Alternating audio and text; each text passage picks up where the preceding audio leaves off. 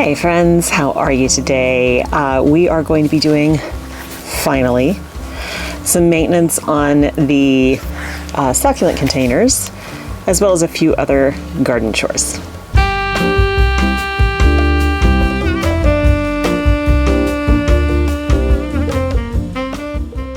So I have all of these little succulents that I bought that are sitting here, have been sitting here for quite a while, that are going to go into some of my containers that have old, dying stuff that just needs to come out and get replaced. So I'm going to clean out what's currently in each container that's just needs to go. And then I'll have to sort through the collection here and choose some things that I think will fit nicely. Then we'll pot them up and we'll add more stones, and I think then we'll be good to go. It'll be nice to go into the season, into the winter, with these guys all cleaned up and ready to go into hibernation. I keep them all in the greenhouse over the winter to keep them out of the drenching rains. And then in the spring when they come back out, they just take off in growth. All right, let's get started.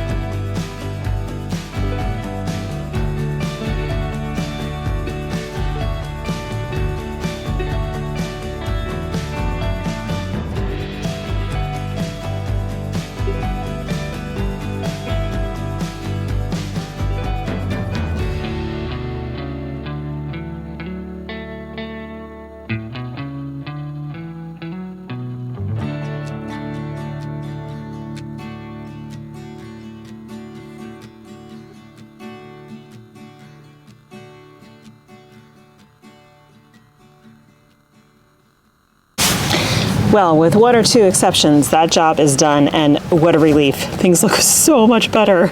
My little tiny succulent garden is looking much, much better. Let me show you. Okay, so here's where most of them are displayed, and it's kind of nice that the sun is now behind the, the trees because it's a little bit better lighting. I didn't really do anything to this guy. I probably should remove some of the bottom dead leaves that had some flower stalks that I pulled off because they were dead. You know, the color isn't right, but we'll keep an eye on it. All I did for this aeonium was pull off the dead leaves. All of these guys needed water desperately. I really haven't watered them in quite some time, and the soil was extremely dry, so I think they'll all benefit a little bit from that. Here's one that I potted up. This is new in here, and I think that's all I put in that one. This one I didn't touch. I should probably add a few more rocks to make it cleaner. This one I added these little pagoda guys. This one I cleaned up as well. The only one I didn't touch was this because scary. So I need to dig out this middle part here somehow and trim this back. I mean, this is still fine. It's got lots of new growth on it, but this is the only one in this whole bunch that isn't pokey and painful. This one's looking better too. Some of these I just added fresh rocks to and pulled away the dead leaves. This one, definitely looking better. Added a few plants to that. And this guy, this aeonium is so pretty, but I thought it would look really nice with this really succulent looking cactus right next to it. Okay, now these guys are all in direct sun, so not the best lighting for this. But first of all, before we even go on to the cactuses, doesn't that just look so pretty? I'm so pleased with how bright and beautiful those mums are. It just looks like just so nice together. I really enjoy that. So I cleaned up and watered these guys, put this guy in here, rearranged a little bit, gave everybody a deep watering. They'll be good for weeks now. And then this one, this pot so desperately needed work. Almost everything in it was dead. So I pulled a lot out and repotted it. It just looks so good. Now, I did pull off Pups. This little bucket is full of them from some of those plants that I pulled out. So I'm gonna try to find a small tray. I don't know if I have a small one. Need a small tray to put a little bit of soil in, and we can just keep misting them. They'll produce roots, and then I will have a whole bunch of new succulents. So let me find a tray really quick. Okay, so I have lots of trays, but they're huge, and I don't need a huge tray. So all I have is this funny little Christmas plate. It's really old, that I got at Target ages ago when the kids were little. And I just put a little bit of potting soil in it. And what we're gonna do is we're just gonna set these guys up, clean off some of the, you know, the dead leaves, but you can see they're already roots on this guy, right? So we're just gonna pop them either on the soil or in the soil. There's roots coming off of this guy. This one I will break. So if they are freshly pulled out and it's like a raw wound on there, you don't want to pop them in the soil because they might rot. But in this case, there's roots already, so I'm gonna just do that. It's very, very simple. This guy has a dead baby on it, dead pup. Okay, so I'm just popping these guys in here. So like this one, I just cut and it is raw. So I'm gonna lay that one on the surface. I want that to scar over a little bit before I stick it in the soil. The rest of these guys, just gonna go right in here. It doesn't need to be deep or anything because all they're gonna do, the only reason they're staying in here is just to form some roots. Now this, I pulled off because the bottom half of this plant had turned kind of moldy. And so I'm gonna pull off individual leaves, just like that, and lie these on the surface. They will also produce sprouts. They will produce roots.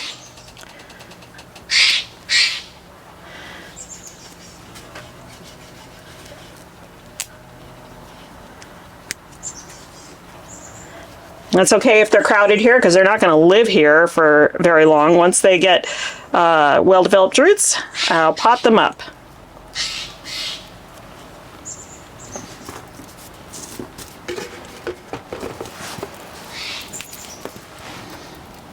All right, we get my spray bottle, spray these guys down, and then we'll put them under the lights.